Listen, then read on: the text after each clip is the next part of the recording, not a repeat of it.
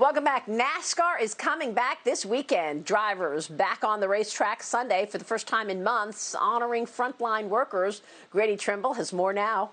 Grady. Good morning, Maria. This is the first major sporting event since the coronavirus pandemic shut down sports more than 2 months ago, and things are going to look a little bit different at Darlington Raceway in South Carolina on Sunday. There will be no fans, and NASCAR won't be testing drivers every single day, but there will be medical personnel on hand to monitor for COVID symptoms. Teams will be limited to just 16 people. In fact, even the broadcasters calling the race on Fox will not be on site. You won't see any high fives or fist bumps either. Social distancing guidelines, of course, will have to remain in place. There will be no qualifiers and no practice. The racers, the drivers, will jump straight onto the track. And because of that, some drivers say they need to be extremely careful because they could be a little rusty after such a long break, and they haven't spent any time behind the wheel other than competing in iRacing, virtual racing competitions. NASCAR adding plans for races through June,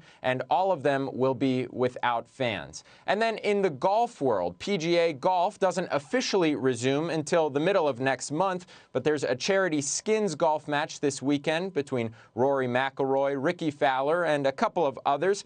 There won't be any caddies allowed to enforce social distancing policies, so the competitors, they'll have to carry their own clubs to keep social distancing in place. Probably the first time these big shots have had to carry their own clubs since they were kids, Maria. And these are, of course, the first 2 live sporting events since sports shut down because of the pandemic. So there will be a lot of people watching, not just because they are starving for live sports, but because there will be so many safety precautions in place to see how this works with social distancing. Maria?